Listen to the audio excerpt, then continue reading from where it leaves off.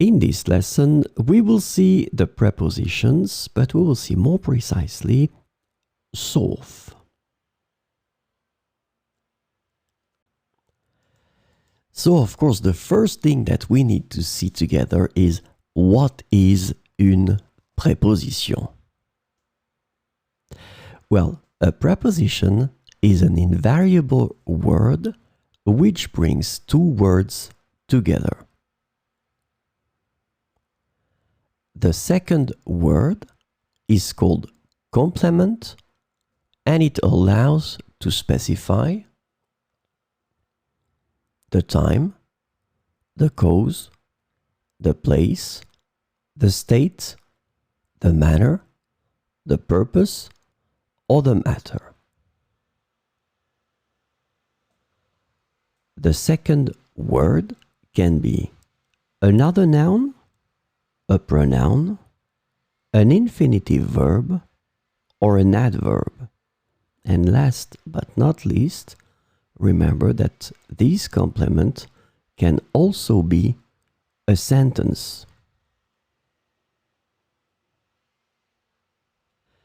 And so, this lesson is about sauf. And the preposition sauf translates to except or unless in English, depending on the context. So we will see, for example, with sauf. Tous les magasins sont fermés sauf celui-ci. Tous les magasins sont fermés sauf celui-ci. Sauf erreur de ma part, la réunion est demain.